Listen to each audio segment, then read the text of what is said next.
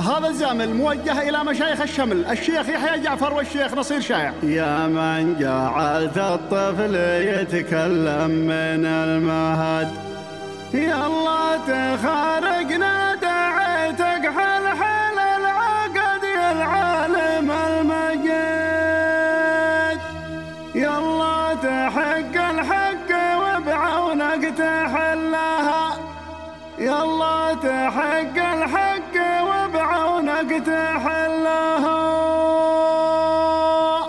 يا من جعلت الطفل يتكلم من المهد، يا الله تخارجنا دعيتك حلحل العقد يا العالم المجيد، يا الله تحق الحق وبعونك تحلها. طلقة خطاب الواو ولا نحمل عدا لحد، لا ثار لا بغضة ولا محسب ولا حسد، الصدق ذي يفيد يا كم مصايب ذا الزمن جرت بحملها، صعده وريمه تعتبر روحين في جسد، والجرح واحد والقضية علمها ورد موقف خطأ أكيد، وانتم مشايخنا تولوها بكلها. الشيخ بن جعفر مرد اسحار معتمد، والشيخ بن شيع نصير الرماه المرد ورايهم سديد، مطرح ثقتنا في قضيتنا وفصلها. يا من جعلت الطفل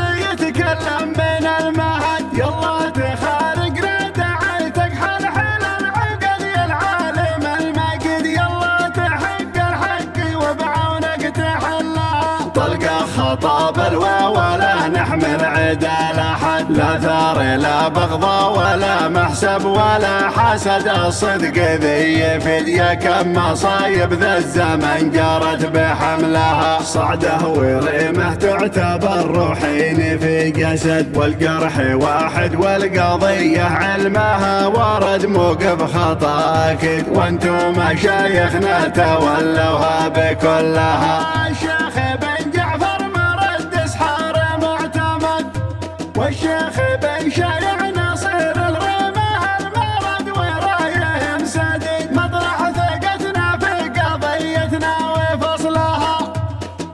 يا من جعلت الطفل يتكلم من المهد، يا الله تخارجنا دعيتك حلحل العقد يا العالم المجيد، يا الله تحق الحق وبعونك تحلها. طلقة خطاب الواو ولا نحمل عدا لحد، لا ثار لا بغضة ولا محسب ولا حسد، الصدق ذي يفيد يا كم مصايب ذا الزمن جرت بحملها، صعده وريمه تعتبر روحين في جسد، والجرح واحد والقضية علمها ورد موقف خطأ أكيد، وانتم مشايخنا تولوها بكلها.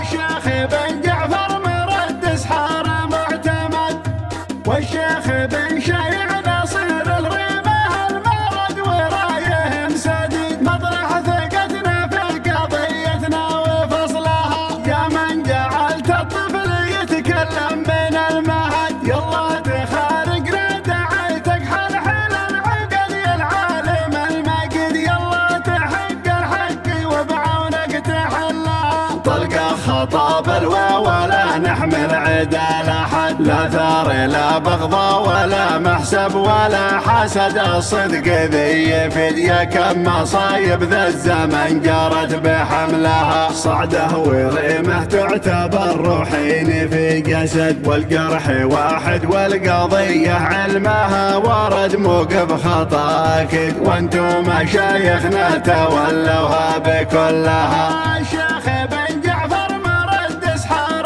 معتمد، والشيخ